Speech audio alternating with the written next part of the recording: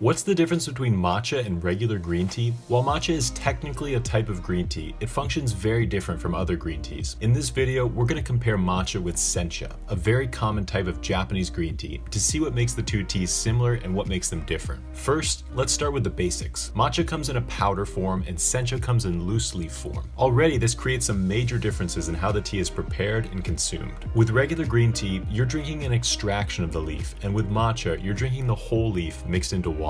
This makes preparing matcha slightly less complicated. You don't need to worry about temperature as much, and you don't really even need to worry about brewing time at all. While leaving sencha tea brewing for 1 extra minute can make the tea quite bitter, with matcha that doesn't seem to make as much of a difference. Matcha can be made with cool or room temperature water and also hot water up to 175 degrees, whereas most Japanese green teas that come in loose leaf form are quite sensitive to temperature changes. This is because the flavor of loose leaf tea is dependent on what is extracted from the leaves. Hotter water and longer brewing extracts more of the bitter components from the leaf, and these end up in the final tea. To prepare matcha, all you have to do is whisk the tea into water. There are a few different ways you can do this. The best way to do this is with a bamboo tea whisk or chasen. This is how it's done in the Japanese tea ceremony, and although this method is hundreds of years old, it still does the best job at creating that foam on top of your matcha. The reason you want this foam is because it adds a creamier texture and taste to the tea. You can also use more modern tools like a metal whisk or even a fork to mix the matcha powder into the water. So one difference between matcha and other green teas is how it's prepared, but another difference is the components within the tea. Because you're drinking the entire leaf instead of just an infusion, you're getting more caffeine, more antioxidants, and more L-theanine than with a typical loose leaf tea. While most of the reason for this is just the fact that the tea is in powdered form, there are certain steps that take place in the production process that make matcha tea more nutrient dense. First off, matcha is made from the youngest leaves of the tea plant. This separates it from teas like bancha,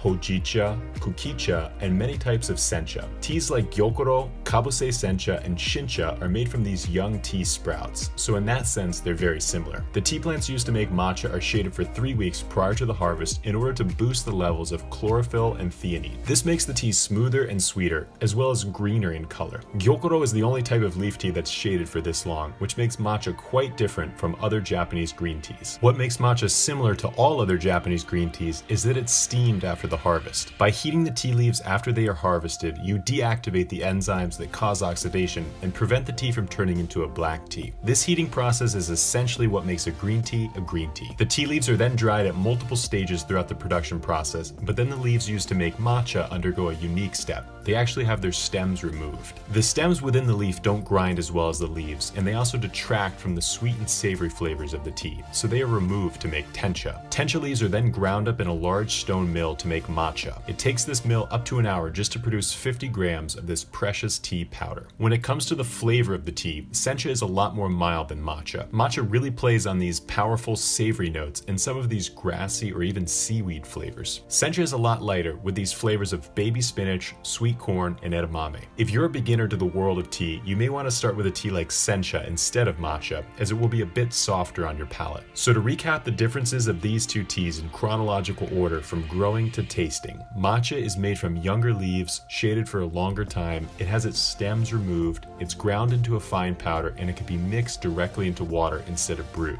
Finally, the flavor of matcha will be more intense, and the tea will have more caffeine, theanine, and antioxidants than a normal green tea. Thank you all so much for watching. I hope you've enjoyed this video comparing the differences between these two teas. If you have any questions, please feel free to leave them in the comments below. Otherwise, we'll see you next time.